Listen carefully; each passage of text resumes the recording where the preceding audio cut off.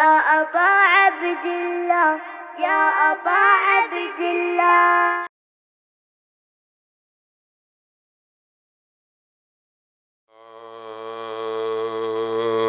قوة إلا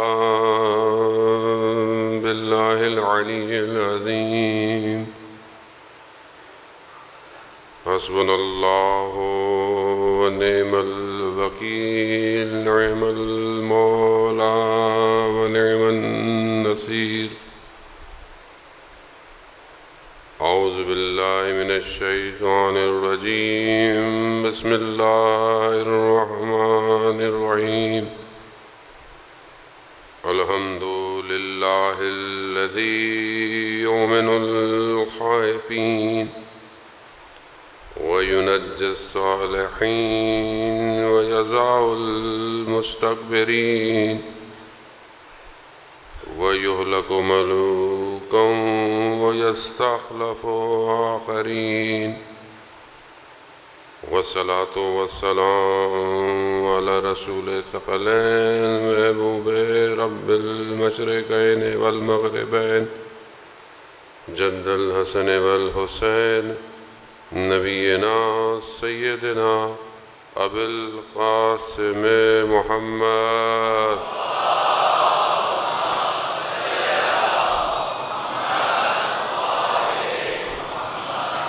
وعلى آله الطيبين الطاهرين المعصومين، لا سيما بقية الله في الأرضين، روحي وأرواحنا لتراب مقدم الفداء، ولعنة الله على أعدائهم أجمعين. بسم الله الرحمن الرحيم. رب اشرح لي صدري ويسر لي أمري واحلل عقدة من لساني يفقهوا قولي. أما بعد، فقد قال الله وتبارك وتعالى في كتاب الحكيم والقرآن المجيد: وما خلقت الجن والإنس إلا ليعبدون. صلوات بھیج دے محمد.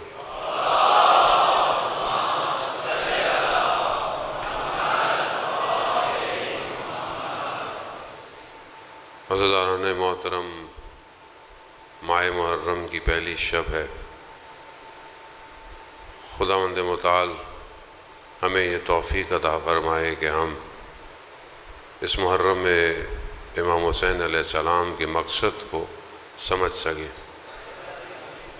اور ان ایام میں کہ جو خدا نے ہمیں رزق کے طور پر عطا کیے ہیں، یہ رزق معنوی کہ جو ہر سال آسمان سے دسترخوان کھلتا ہے، اس دسترخوان سے ہم کچھ حاصل کریں اور پھر روز عاشورہ ہم بھی اپنے آپ کو پاک کر کر امام حسین کے کاروان میں شامل ہو جائیں. اسی لیے ہمیں بہرحال یہ چند دن کوشش کرنی ہے اور سب نے مل کے کوشش کرنی ہے تاکہ ہم کسی ایک مقام پہ حاصل کریں. خداوند متعال نے انسان کو خلق کیا، اس کے لیے اولیاؤں وصیاؤں کو بھیجا.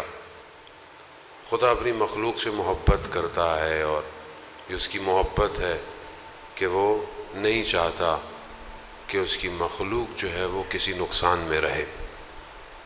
پروردگار نے جہاں قرآن میں انسان سے اگر کچھ مانگا بھی ہے تو اس لیے نہیں مانگا کہ خدا کو ضرورت ہے. خدا کو کسی چیز کی ضرورت نہیں، وہ غنی ہے، ہم فقیر ہیں، ہم محتاج ہیں. لیکن کیوں مانگ رہا ہے خدا؟ یہ وہ آیات کہ جہاں پر پروردگار سوال کر رہا ہے، یہ وہ آیات کہ جہاں پر رسول کے ذریعے سے سوال کروایا جا رہا ہے. رسول خدا فرماتے ہیں: قل لا اسألکم، میں تم سے جو سوال کر رہا ہوں کیا ہے؟ کچھ نہیں ہے. میں تم سے کچھ نہیں مانگ رہا سوائے مودت کے. اب یہاں پر بھی جو رسول خدا مانگ رہے ہیں، رسول خدا سائل نہیں ہے. سائل وہ ہوتا ہے جو اپنی حاجت لے کر آتا ہے، مگر رسول خدا کو حاجت کی ضرورت ہے. محبوب ہے، پروردگار ہے، مقصد کائنات ہے، ان کو کس چیز کی ضرورت ہے؟ وہ کیوں لے کر؟ یہ جتنے بھی سوال قرآن کر رہا ہے، خدا کہہ رہا ہے خدا کو کیا ہے قرض دو، مگر خدا مقروض ہے خدا نہ خواستہ. خدا کے خزانوں میں کمی ہے کسی چیز کی، جو ہمیں دیا ہے وہ بھی خدا نے دیا ہے. وہ اس کے پیچھے فلسفہ کیا ہے، خدا کیا چاہ رہا ہے؟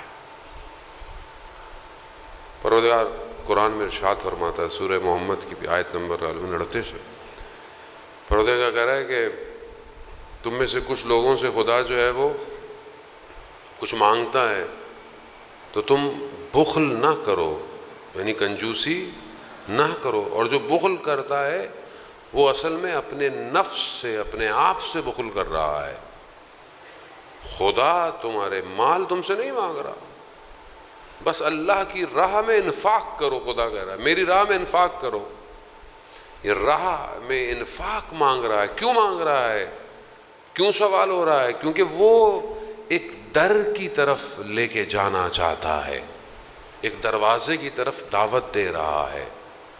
رسول خدا کو پروردگار نے بھیجا، اس لیے انبیاء کو بھیجا کہ مخلوق کو اس دروازے کے ذریعے سے کمال کی طرف لے کے جائے. یہ جو سوال رسول کر رہے ہیں وہ بیسیکلی ہمیں دعوت دے رہے ہیں، آؤ ادھر آؤ، میں تمہیں اس پوری دنیا کے شور شرابوں سے بچا رہا ہوں، میں تم سے کچھ نہیں چاہ رہا اور مجھے کچھ نہیں چاہیے. یہ جو میں تم سے مانگ رہا ہوں یہ تمہاری بقا کے لیے ہے.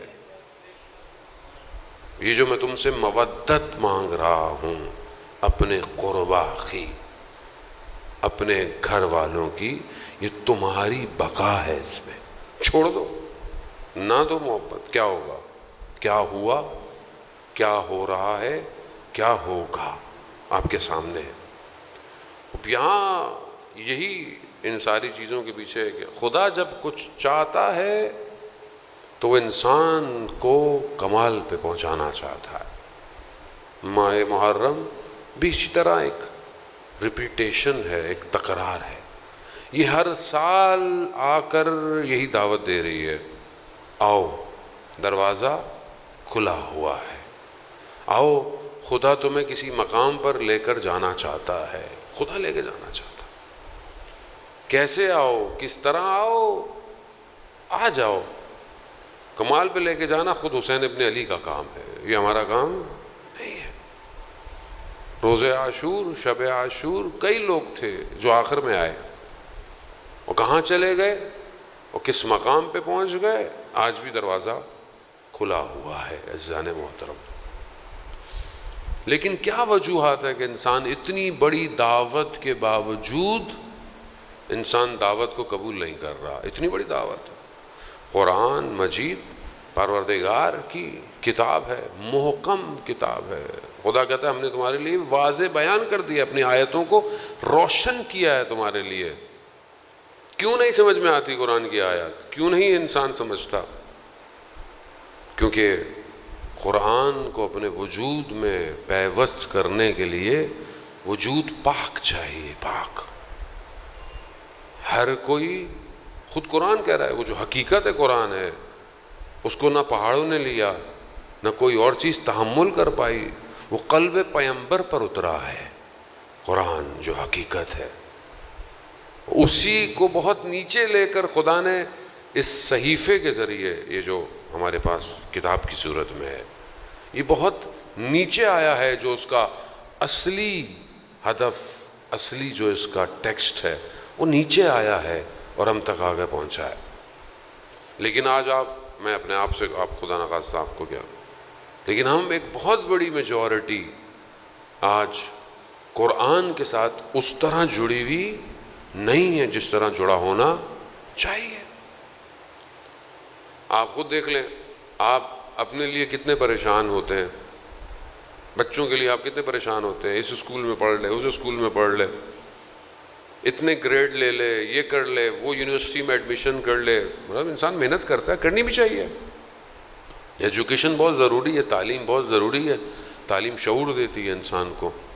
فرق جاہل کا اور عالم کا یہی ہے، فرق ہے دونوں میں، دونوں برابر نہیں ہے. لیکن کتنے پریشان ہیں ہم اپنی اولاد کے لیے کہ یہ قرآن کی تعلیم حاصل کرے. کتنے پریشان. ابھی یہیں سے آپ اسکوٹنگ شروع کر دیں، میں تو دیکھیں آتا اس لیے ہوں کہ آپ چیک لسٹ لے کر بیٹھا کریں کہ میں کہاں ہوں، ٹیکسٹ کہاں ہے. میں اپنے آپ کو بھی کہہ رہا ہوتا ہوں، یہ صرف آپ کے لیے نہیں. قرآن کتنا امپورٹنٹ ہے، قرآن کے لیے کتنے اچھے. سستا مولانا کون ہے قرآن پڑھائے گا؟ یہ فری میں کیوں نہیں پڑھاتے مولانا صاحب؟ قرآن پڑھانے کے پیسے کیوں لیتے ہیں؟ او لیول اے لیول کی فیسیں بھر بھر کے دینی ہے ہم نے، بہترین انسٹیٹیوٹ، بہترین. قرآن کیا ہے، ایسی پڑھ لے گا.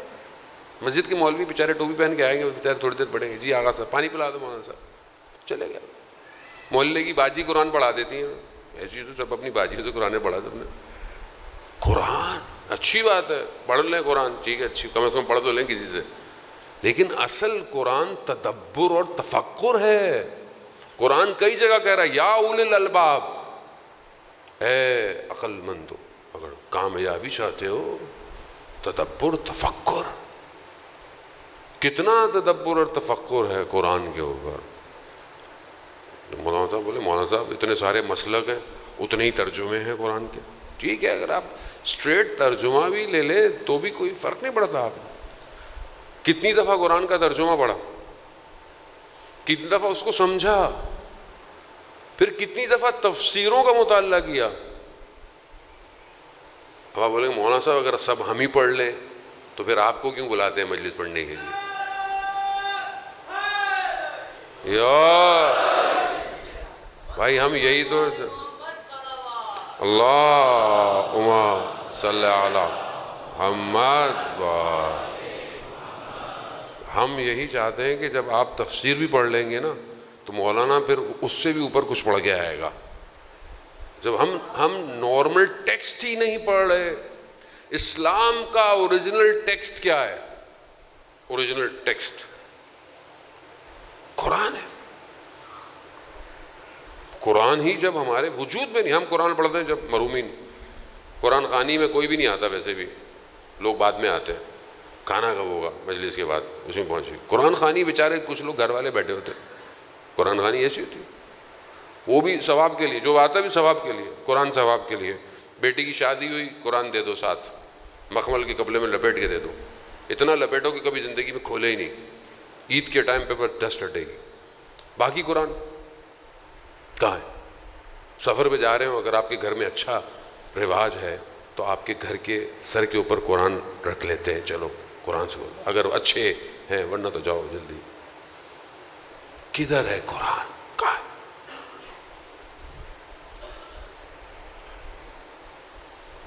قرآن کو دیکھنا عبادت، سننا عبادت، پڑھنا عبادت، لیکن جب تک یہ تفکر میں، تدبر میں تبدیل نہیں ہوتا، قرآن معاشرے کو ڈرائیو نہیں کرے گا. قاری بہت ہیں، قاری امام حسین کے مقابلے میں تھے. ہمارے پاس سب سے پہلا جواب یہی ہے، جب آپ بولو نا قرآن پڑھو، مولانا صاحب وہ تو امام حسین کے سامنے جو لوگ کھڑے تھے قاری تھے قرآن کے، تو کیا کریں؟ قرآن پڑھنا چھوڑ دیں؟ نماز بھی پڑھتے تھے وہ لوگ، بہت سے لوگ اس لیے نماز بھی نہیں پڑھتے. ناطق قرآن جب جنگ میں نیزوں پر خالی ڈبے تھے، وہ قرآن بھی نہیں تھا، اٹھایا، لوگ ہل گئے، مولا قرآن قرآن.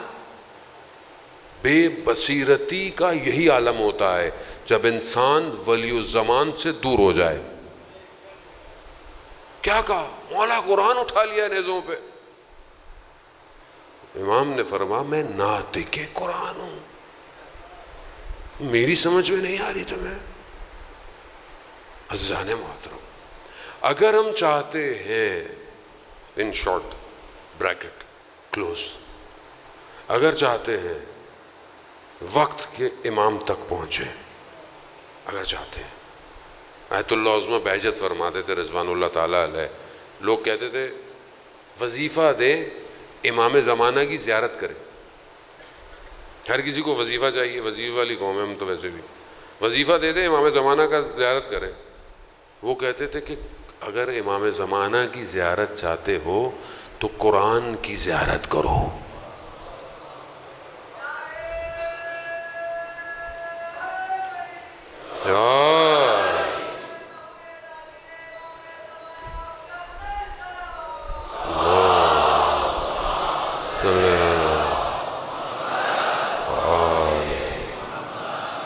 کیوں؟ کیونکہ وہ جو امام ہے وہی قرآن ہے، اور جو قرآن ہے وہی امام ہے۔ خلیفہ وقت نے ابن عباس سے بولا کہ تم ہر وقت مولا علی کی تعریفیں کرتے ہو۔ اس نے بولا میں تو قرآن کی آیتوں کی تلاوت کرتا ہوں، میں قرآن کے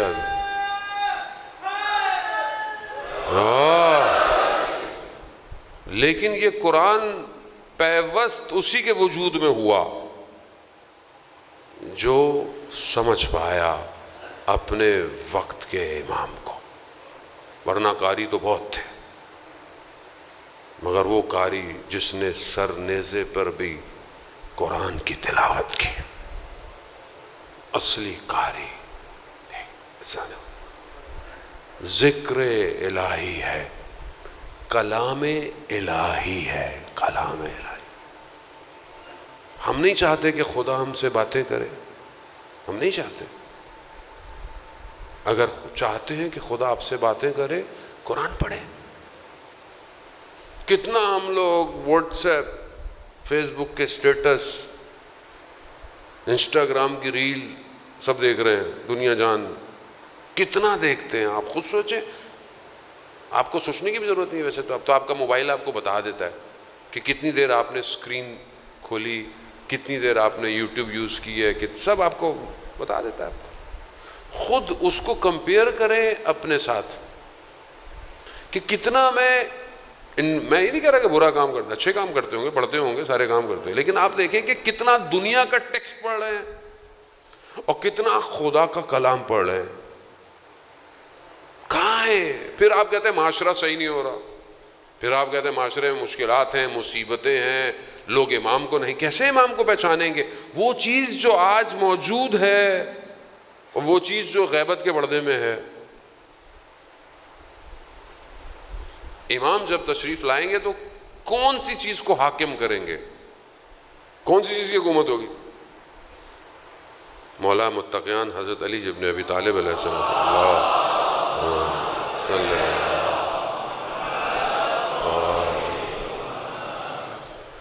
امام نہج البلاغہ میں جہاں اپنے اصحاب کو یاد کرتے ہیں، امام نے اظہار شکوہ بھی کیا، گلہ بھی کیا ہے ان لوگوں سے جنہوں نے امام کو پہچانا نہیں اور امام کو چھوڑ دیا، دور ہو۔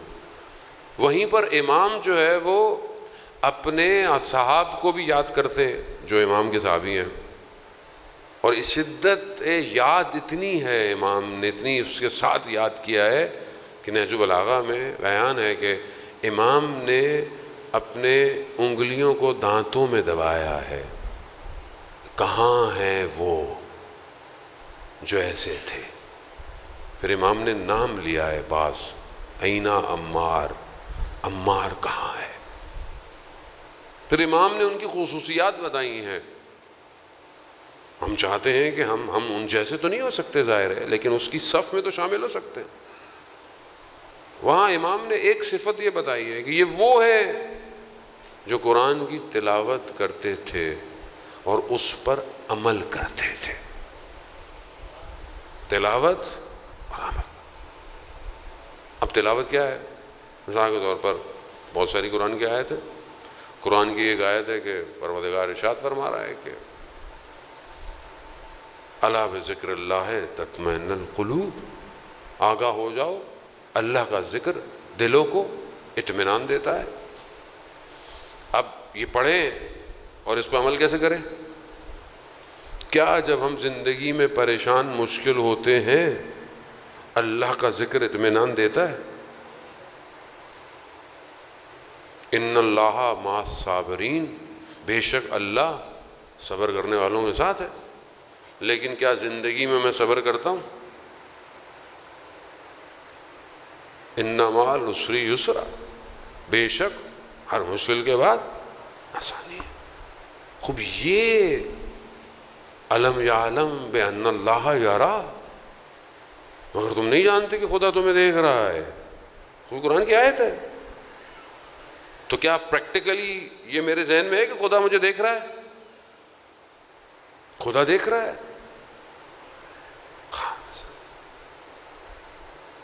خدا کتنا مہربان ہے۔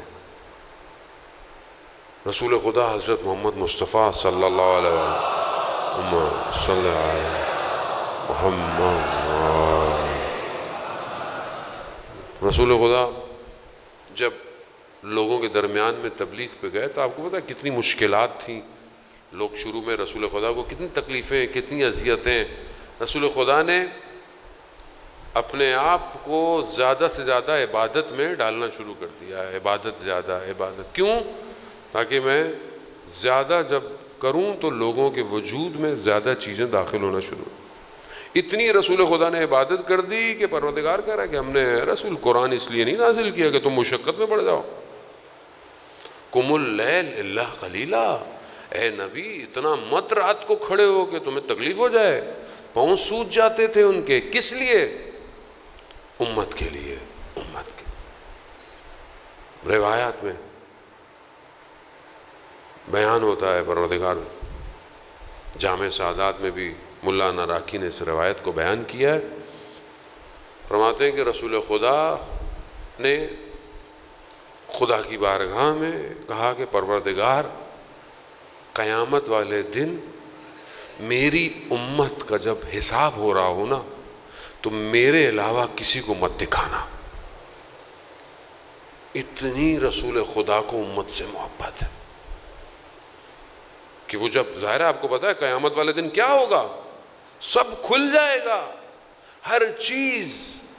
وہ واقعہ وہ جو حضرت سلمان فارسی نے گزر رہے تھے قبرستان سے کہیں سے تو ایک شخص مردہ قبر سے باہر نکلا. بہت طولانی وہ روایت ہے قبر کے بارے میں، موت کے حالات کے بارے میں. وقت نہیں ہے میں اس پہ گفتگو کروں، بس اس کا ایک حصہ. اس شخص سے پوچھا کہ برل وہ فرشتے ملائکہ آئے اور انہوں نے بولا کہ لکھو. لکھو.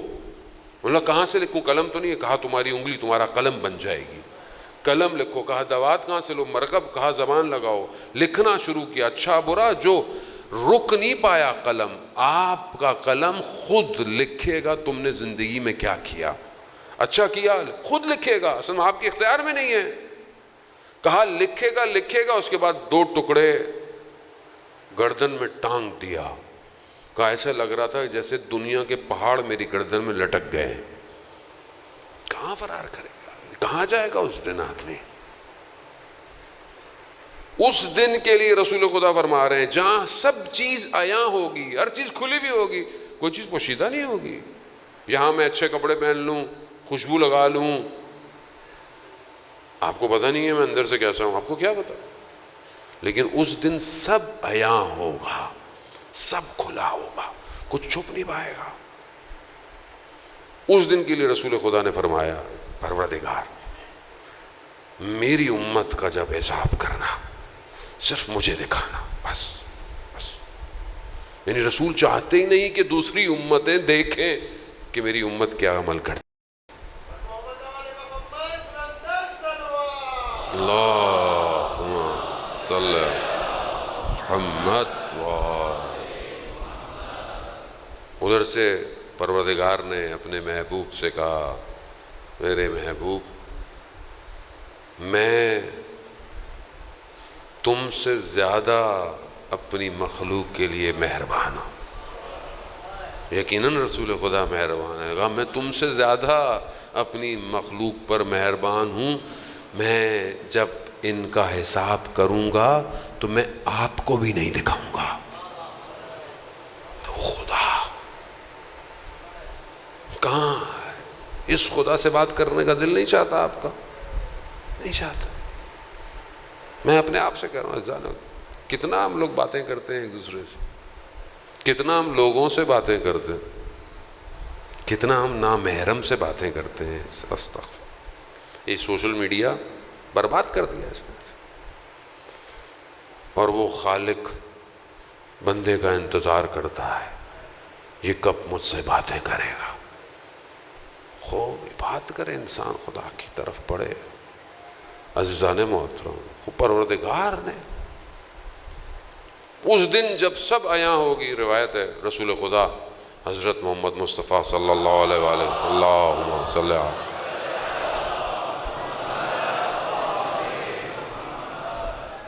اپنی بیٹی کے گھر آئے، دیکھا کہ بیوی پریشان ہے. کہا فاطمہ آپ کیوں پریشان ہیں؟ کہا بابا مجھے قیامت کا منظر پریشان کیے ہوئے. کہا آپ کو کیسی پریشانی؟ کہا بابا اس دن ساری چیزیں ظاہر ہوں گی، ساری چیزیں عیاں ہوں گی. ایسے میں حضرت جبرائیل کہتے ہیں نازل، رسول خدا کی خدمت میں سلام کیا. کہا ہمارا خدا نے سیدہ کو سلام بھجوایا ہے اور ان سے کہیں کہ پریشان نہ ہوں، ہم ان کے چاہنے والے کو قیامت والے دن نور میں رکھیں گے، نور میں رکھیں. لیکن ہو ان کو ماننے والا، کہنا آسان ہے، ماننا مشکل. زبان سے کہیں ہم مانتے ہیں، عمل مخالف ہے. جھوٹ کیسے کریں گے آپ؟ جان محترم بس یہی ہے، ولی الزمان جو لوگ پہچان گئے وہ قربان ہو گئے، جو نہیں پہچانے وہ گھومتے رہے. آج جس دور میں ہم زندہ ہیں یہ دور بہت پیچیدہ ہے.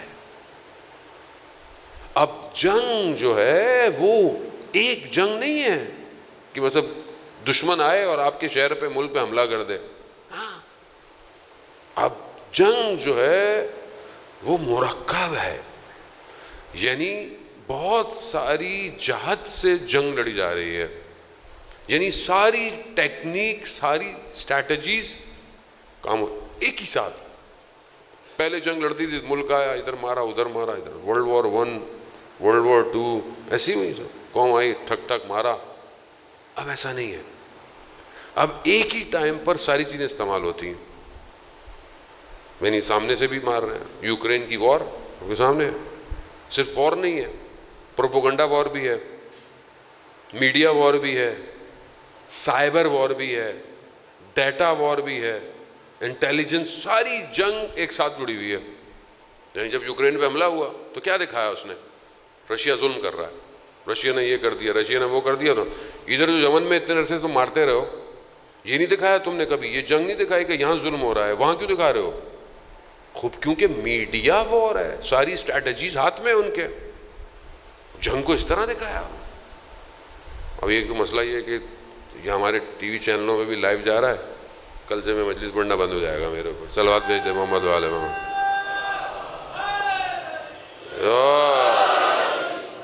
مسئلہ ہے کہ کیونکہ قوم کا اصل میں شعور کا لیول ایک لیول ہے نا، اور ہم چاہتے ہی نہیں لیول اوپر نیچے ہو، تو اس لیے کیمرے ہر جگہ آ جاتے ہیں. مولانا صاحب دیکھ کے خیال کر کے وہی رہنے دیں جو ہم لوگ ہیں. تو اسٹریٹجی اس ٹائم مکس ہے، سائبر وار ہے. اب ایک ساتھ نہیں ہو، کہیں جنگ ہو رہی ہوتی ہے، جو جنگیں ابھی آس پاس ہوئیں اس میں کیا ہے؟ اس میں یہ نہیں ہے کہ ایک آدمی مار رہا ہے، وہ اوپر ڈرون سے دیکھ رہا ہے دشمن کہاں کھڑا ہوا ہے، ڈیٹا ایکسٹریکٹ ہو رہا ہے. داعش سے جو جنگ جیتی ہے وہ کیسے جیتی ہے کہ ان کے اپنے ڈرون اڑ رہے تھے ہواؤں میں، اور وہ ان کی اپنے ڈرون ان کے اپنے اوپر تھے، ان کو ہائی جیک کیا ہے. جو تصویریں وہ خود دکھا رہے تھے وہ ادھر نظر آ رہی تھی. جنگ اب تبدیل ہو گئی ہے، جس کے پاس زیادہ ڈیٹا ہے وہ جیت جائے گا، جس کے پاس زیادہ انفارمیشن ہے وہ جیت جائے گا. دشمن کو سمجھیں آپ. جب تک آپ کو اپنے زمانے کا دشمن سمجھ میں نہیں آئے گا، آپ وقت کے حسین کے ساتھ نہیں کھڑے ہو سکتے. آپ بولے تاریخ پڑھ کے گھر چلے جائیں، ہسٹری پڑھ کے گھر چلے جائیں، یہ واقعہ سنائیں گھر چلے جائیں، فلاں چلے جائیں، خیبر سنائیں، خندق سنائیں، خدا حافظ مولانا صاحب کیا مجلس پڑھی، واہ واہ واہ زبردست زبردست. آپ واہ واہ کر کے گھر چلے جائیں، مولانا موٹا سا لفافہ لے کے اپنے گھر چلے جائیں گے. ولی الزمان تنہا ہے، تنہا رہے گا. اسے حر چاہیے زمانے کے، اور اس کے لیے دشمن کو پہچاننا پڑے گا. آپ کو صف میں کون ہے، کیسے لڑنا ہے، کیسے تیار کرنا ہے. وہ مسلمان ہے آفٹر آل، چاہے سنی ہو چاہے شیعہ ہو، اس سے کوئی فرق نہیں پڑتا. اور سب کا ایمان اور عقیدہ ہے کہ اسلام دنیا پہ حاکم آ کے رہے گا، آ کے رہے گا. کیسے، کب، کیوں؟ ہمیں اپنا حصے کا رول پلے کرنا ہے بس. آپ اپنے حصے کا رول پلے کر دیں، آپ کی سٹوری ختم. نیکسٹ. آپ یہ سوچتے رہیں کیسے ہوگا، کیا ہوگا مولانا، میں کیوں کروں، میں اپنی زندگی انجوائے کروں، مجھے کیا ضرورت ہے دنیا میں کیا آ رہا ہے. تو پھر یہ ایسے ہی ہے جیسے کوئی مردہ لاشیں چل رہی ہیں، انہیں کوئی فرق نہیں پڑتا معاشرے میں برائی ہو رہی ہے، گناہ ہو رہا ہے، ظلم ہو رہا ہے، ہونے دو. اجزانے اس طرح کربلا نہیں پہنچ سکتے. ولی الزمان تک پہنچنے کے لیے پہلے جہاں میں نے کل آپ کی خدمت کیا کہ اپنی ذات سے باہر آنا پڑے گا، وہاں اس وادی میں داخل ہونا ہے، وہ وادی جو امام کی وادی ہے، جو امام کا ملک ہے. اس میں جو چلا جاتا ہے اس کے لیے پھر کوئی چیز رکاوٹ نہیں ہے، اس کے لیے پھر کوئی چیز اس کے لیے پریشانی نہیں ہے. وہ دیکھ چکا ہوتا ہے، اسے نظر آ رہا ہے آگے کیا ہو رہا ہے. شب عاشور امام نے ایسے نہیں کہا صرف کہ مطلب جاؤ چلے جاؤ کچھ مسئلہ نہیں ہے، بیعت ہٹا دی جاؤ، نہیں، کیونکہ دیکھ چکے تھے کہ یہاں موت نہیں ہے، یہاں حیات ہے، حیات. اور جو حیات کو دیکھ لے اسے پھر کوئی نہیں روک سکتا. کوئی روک پایا آج تک؟ دنیا قومیں مر گئیں مگر کیا ذکر حسین ابن علی ختم ہوا؟ نہیں ہوا، کبھی بھی نہیں ہو سکتا. آج پوری دنیا، آپ کو کوئی پیسے دیتا ہے مجلس میں، گھر میں کوئی پیسے دیتا ہے، گھر گھر جگہ جگہ، نہ دنیا کی کوئی ایک حکومت مجلسیں کرا سکتی ہے. خود امام حسین، خود امام حسین. کیوں؟ کیونکہ جتنی وہ ہستیاں تھیں کہ جو خود اس قابل ہیں کہ کمال اور انسان کامل ہیں، انہوں نے بھی حسین کو یاد کیا ہے. سب نے.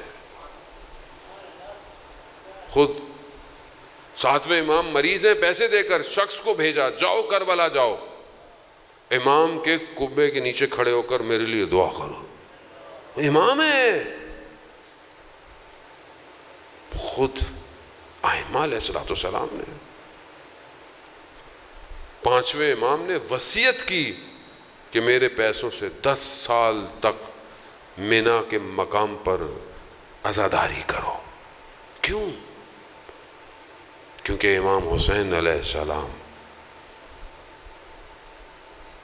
ابھی ابن کعب راوی رسول کے ساتھ بیٹھا ہوا ہے، جیسی دیکھا ایک بچہ آیا، رسول خدا کو سلام کیا، رسول خدا نے اسے سلام کا جواب کیا.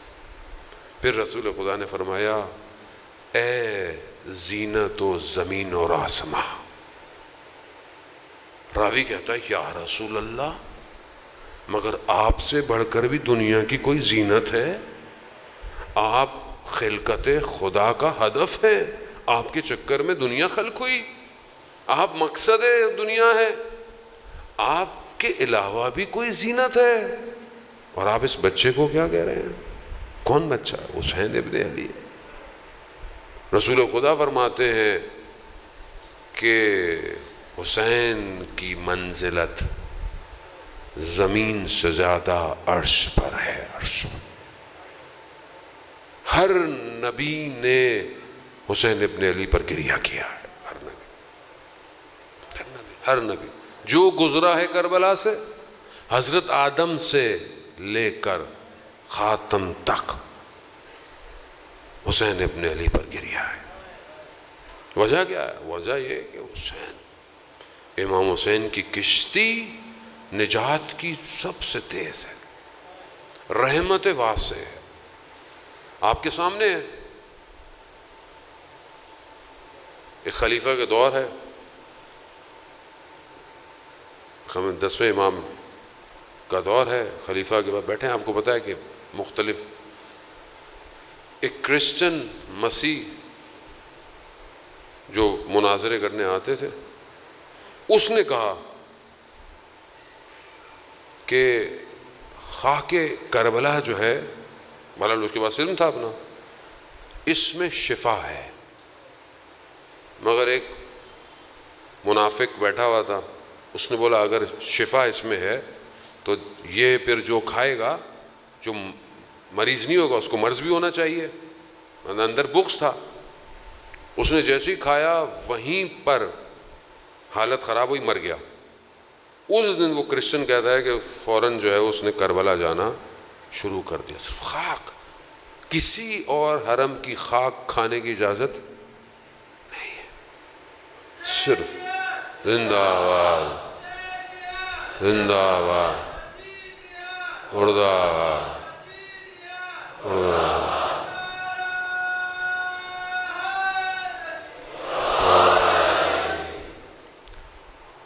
بہرحال یہ انتظامیہ کو چاہیے کہ آپ کے نیشنل ٹی وی پروگرام جا رہا ہے تو نعروں کو بھی پتہ نہیں کس کو کب ناراضگی ہو جائے تو اس کا خیال رکھیے گا. اللہم صلی علی محمد. اللہ ہمیں کوئی گھبراہٹ نہیں, مجلس آپ کی بند ہونی, ہمیں کیا بند ہونا ہے, ہم تو گھر سے نکلے ہی بند ہونے کے لیے ہوتے ہیں, ہمیں کوئی نہیں ہے. لیکن بہرحال یہ آپ سب کی ذمہ داری ہے. مجھے کئی لوگوں نے بولا مولانا صاحب لائیو مجلس نہیں کریں اور مشکلات ہوتی ہیں.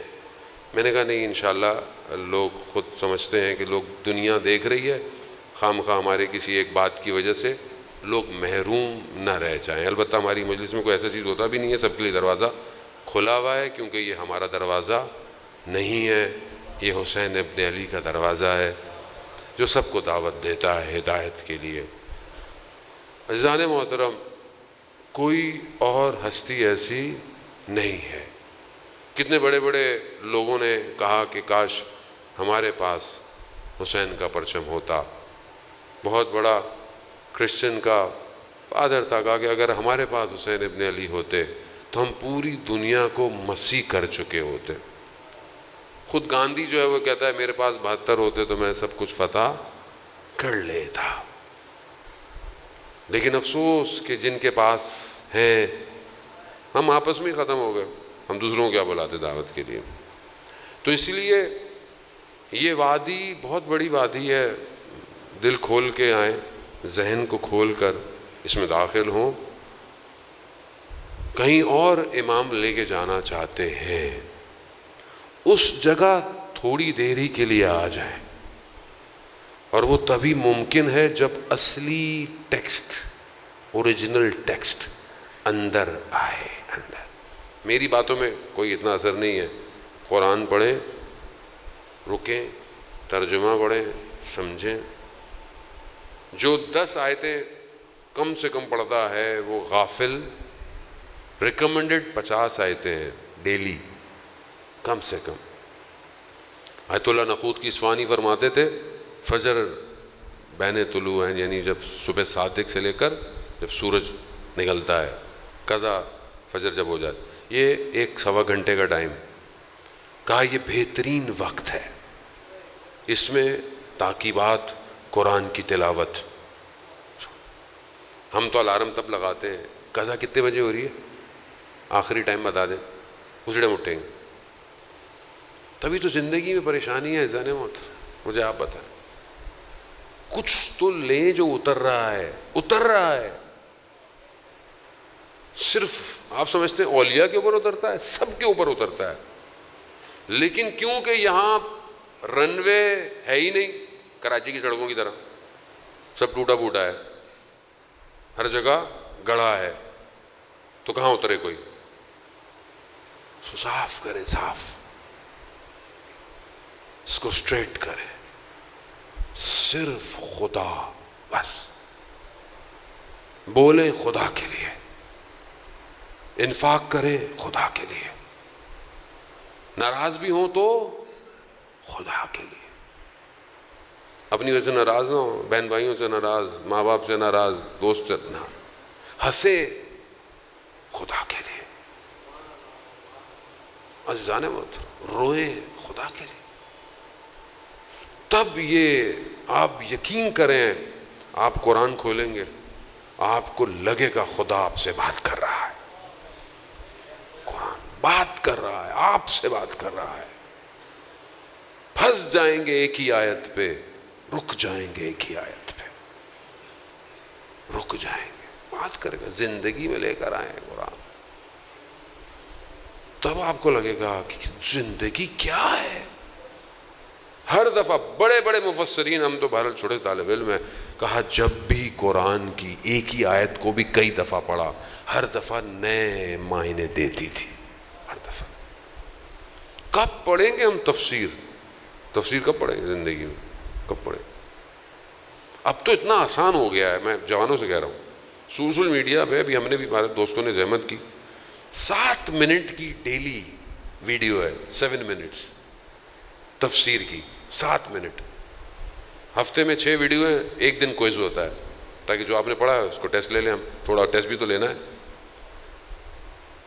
3 سال سے 5 سال میں ایک تفسیر آپ کی ختم ہو جائے گی۔ 7 منٹ نہیں ہے ہمارے پاس، آپ یقین کریں نہیں ہے زندگی میں۔ کیسے امام زمانہ تک پہنچے مجھے آپ بتائیں۔ مولا متقیان کہہ رہے ہیں کہ وہ تھے جو قرآن پڑھتے تھے اور اس پر عمل کرتے تھے۔ عزیزان محترم، یہی تھے جن کے وجود نے امام کی باتوں کا اثر لیا، کیونکہ ہم عادت ہے۔ کئی لوگ امام کے ساتھ شامل ہوئے، کئی لوگ آئے، بہرحال وقت بہت تیزی سے اپنی ساتھ ہے، مجھے تو خیر پتہ بھی نہیں چلتا، آپ اتنے غور سے ماشاءاللہ سن رہے ہوتے ہیں، مجھے خود نہیں پتہ چلتا۔ عزیزان محترم، کیا وجہ تھی کہ کئی لوگ رک نہ پائے؟ ہمارے استاد داداشی کہ خدا انہیں صحت اور سلامتی عطا فرمائے، کہتے ہیں کہ حر جہاں کچھ وجوہات ہیں، وہاں حر کے وجود نے کیسے یہ سب قبول کیا، کیسے روکا امام کو، امام کے رخ کو روک دیا، امام کی سواری کو، لگام کو پکڑا۔ میرے امام نے کہا حر تیری ماں تیرے غم میں بیٹھے، مگر حر نے جواب نہیں دیا۔ حضرت حر نے کیا کہا؟ کہا کہ آپ کی والدہ کا جو مقام ہے میں یہ بات آپ کو نہیں کہہ سکتا۔ اب کیا وجہ تھی کہ اندر سے یہ بات نکلی؟ اس کا مطلب ہے کہ اندر پاکیزگی تھی۔ کیسے تھی؟ ہمارے استاد کہتے ہیں کہ یہ جب کوفہ میں، ظاہر ہے کوفہ کا شجاع ترین شخصوں میں سے ہے، تبھی تو لشکر کا سردار ہے، کہا جب یہ کوفہ میں تھا تو اس کا جو استاد تھا جو اس کو قرآن کی تفسیر کا درس دیتا تھا وہ اہل بیت کا ماننے والا تھا۔ قرآن اندر پیوست ہوتا ہے، جو جوان قرآن کی تلاوت کرتا ہے، روایات ہیں، قرآن اس کے گوشت میں پیوست ہو جاتا ہے۔ کٹتی رہیں گردنیں، لا الہ الا اللہ، کچھ نہیں ہوا۔ کیوں آج تک آپ سلام کرتے ہیں؟ ان سب کرتے ہیں مگر زندہ ہے، لیکن قرآن کہہ رہا ہے زندہ ہے۔ گمان نہ کرو، وجود سامت قرآن اور ناطق قرآن سے پیوست ہوا تھا۔ شب عاشور خیموں میں قرآن کی تلاوتوں کی آوازیں تھیں۔ ولی الزمان تک آسان نہیں تھا پہنچنا، حر جیسے پہنچا۔ شب عاشور حر ٹہل رہا ہے، بے چین ہے، پریشانی، کیا پریشانی ہے؟ شخص نے کہا حر اگر کوئی مجھ سے پوچھتا کہ کوفہ میں کوئی سب سے شجاع ہے تو میں تمہارا نام لیتا، مگر تم تو پریشان نظر آ رہے ہو۔ کہا قرار یہ نہیں تھا کہ جنگ ہو، قرار نہیں تھا، یہ تو جنگ کی باتیں کر رہے ہیں، بس اضطراب ہے۔ اللہ اکبر۔ آیت اللہ نخوتکی سے پوچھا کسی نے کہ قرآن کی آیت میں یہ جو سورہ انا انزلنا میں ہے یہ لیلۃ القدر کیا ہے؟ وما ادراک ما لیلۃ القدر، تم نہیں جانتے کہ لیلۃ القدر کیا ہے؟ خیر من الف شہر، 1000 مہینوں کی شبوں سے، 1000 مہینوں کی راتوں سے، یعنی ایک رات سالوں کو طے کرا سکتے، ایک رات صرف۔ انہوں نے پوچھا یہ کیسے ہے، کیسے؟ تو کہتے ہیں کربلا، حر۔ کہا لیلۃ القدر کی تفسیر فاطمہ ہے، سیدہ، احترام کیا بی بی کا، حر کو کیا کیا، کہاں پہنچا دیا؟ حر علیہ السلام سب سے آخر میں آئے، آخر میں آئے، سب سے پہلے گئے۔ اللہ اکبر۔ عزیزان محترم، صبح اپنے آپ کو ہاتھوں میں رسیاں ڈالیں، کہتے ہیں آنکھوں میں پٹیاں، اپنے بیٹے کو بھی ساتھ لیا، کہا مجھے امام کی خدمت میں لے چل۔ سواری کو آتے دیکھا، کہتے ہیں حضرت علی اکبر سے امام نے پوچھا کون ہے؟ کہا بابا ہو رہا ہے۔ کہا جاؤ لے کر آؤ۔ امام ہے۔ امام نے وہ جملہ ایسے نہیں بولا تھا، اور تیری ماں، امام جانتے تھے کہاں ایک بیج لگانا ہے، ہادی ہے، اللہ، امام جانتے تھے ہو رہے گا، آؤ لے آؤ، اور کو لے کر آؤ، ہو رہا ہے۔ امام کی خدمت میں امام سے معافی مانگ، اور کوئی بات، امام حر نے کہا مولا مجھے اجازت دے میں اہل حرم سے معافی مانگ لوں۔ حر خیموں کے باہر گیا، بیٹھ گیا اور کہا مجھے معاف کر دیجئے گا۔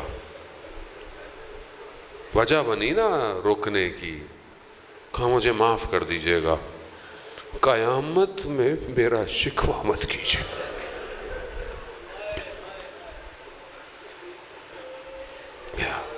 حر سے پہلے حر کا بیٹا گرا، شہید ہوا۔ اس سے پہلے کہ حر پہنچتے امام حسین پہنچ گئے۔ کہا حر جوان بیٹے کی لاش پہ باپ نہیں آتا۔ اللہ اکبر۔ بس یہ مصائب کافی ہیں۔ حر جوان بیٹے کی لاش پہ باپ نہیں آتا۔ اب حر کو کیا بتائیں ہم کہ حر تمہارے بیٹے کی بدن پہ تو امام نے تمہیں منع کیا، خود تمہارے بدن پہ، خود حر جب گرا امام پہنچے، عزیزان محترم، خود امام پہنچے ہیں، اور حر سے کہا آخری وقت حر تمہاری ماں نے تمہارا کتنا اچھا نام رکھا ہے، حر آزاد ہو جاؤ، آزاد۔ میں کہوں گا حضرت حر آپ کے بیٹے کے بدن پہ بھی امام حسین ہے، کاش آپ کچھ دیر اور ہوتے تو پھر آپ دیکھتے کس طرح حسین علی اکبر کے بدن پہ۔ ہاں عزاداران حسین، بہرحال آپ مصائب آگے ہیں، آپ سنیں گے، شبیں اور ہیں، آپ مصائب سنیں گے۔ بہرحال آج تو بحری رات ہے، آج چاند محرم نکل آیا ہے، آج کربلا میں یہ چاند نکلا ہوا ہے، آج شورش ہے اور غم ہے، آج ایک ماں مدینہ سے نکل پڑی ہے۔ لیکن کس طرح حسین، بعض مقاتل کہتے ہیں کہ امام حسین سے اپنے بیٹے کے بدن پہ جایا نہیں گیا۔ عزادارہ محترم ہو، ایک ایک کر کر اسی طرح امام کے بہت صحابی گئے، امام سب کے بدن پہ پہنچے ہیں۔ ہاں، مگر وہ کتنا سخت وقت تھا کہ جب خود زہرا کا لال گرا۔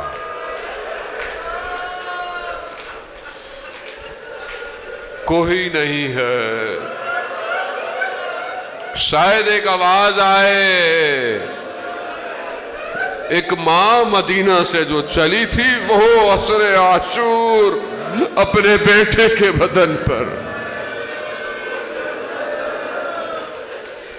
الا لعنت اللہ علی القوم الظالمین وَسَيَعْلَمُ الَّذِينَ ظَلَمُوا أَيَّ مُنْقَلَبٍ يَنْقَلِبُونَ۔ پروردگار امام زمانہ کے ظہور میں تعجیل عطا فرما، ہمیں ان کے ناصر و ان کے مددگاروں میں شمار فرما۔ حاضرین مجلس، پروردگار تجھے ان بہتی ہوئی آنسوں کا واسطہ، ان اشک بار آنکھوں کا واسطہ، پروردگار ہمارے امام کو ہمارے اعمال سے راضی فرما۔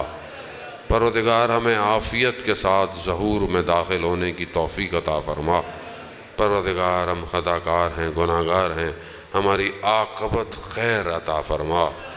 پاکستان کو عزت اور استحکام عطا فرما، اس کے دشمنوں کو نیست اور نابود فرما۔ مجلس، عزاداری، جلوس جہاں بھی ہو رہی ہے پروردگار ان سب کی جان مال عزت آبرو کی حفاظت فرما، اور جو شرپسند عناصر ہیں جو ماہ محرم میں تفرقہ ایجاد کرنا چاہتے ہیں، اہل سنت مومنین کے درمیان میں اختلاف کرنا چاہتے ہیں، ملک کی امنیت کو خراب کرنا چاہتے ہیں، پروردگار انہیں ان کے اس کام میں کیفر کردار تک پہنچا۔ پروردگار آپس میں محبت اتفاق سے رہنے کی توفیق عطا فرما، ہم سب کو مل کر اپنے وقت کے امام تک پہنچنے کی توفیق عطا فرما۔ علماء اکرام، مراجع اکرام، سوس خوان، سلام پڑھنے والے، نوحہ پڑھنے والے، مرثیہ پڑھنے والے، ذاکر، خطیب، جو بھی جہاں جہاں اسکاؤٹ، میڈیا، پولیس، رینجرز، انتظامیہ، اہل محلہ، جو بھی جس طریقے سے بھی اپنی خدمت کر رہا ہے عزاداری کے لیے، پروردگار انہیں اپنی بارگاہ سے اجر کثیر عطا فرما۔ جو بیمار ہیں انہیں بیمار کربلا کے صدقے شفائے کاملہ عطا فرما، جو مقروض ہیں ان کے قرضوں کو غیب سے عطا فرما۔ بہت سارے لوگ بے گناہ اسیر ہیں، ہمارے ایک عزیز دوست سید وصال حیدر، وہ بھی بے گناہ اسیر ہیں، اس کے علاوہ بھی دنیا میں جہاں جہاں بھی مومنین بے گناہ اسیر ہیں انہیں جلد سے جلد رہائی عطا فرما۔ پروردگار ہمیں حج، عمرہ اور زیارات کی توفیق عطا فرما، ہمیں اس سال 40 میں کربلا کی زیارت نصیب فرما۔ اللہم ارزقنا زیارت الحسین فی الدنیا و شفاعتہ فی الآخرہ۔ صلوات بھیج دے محمد والے۔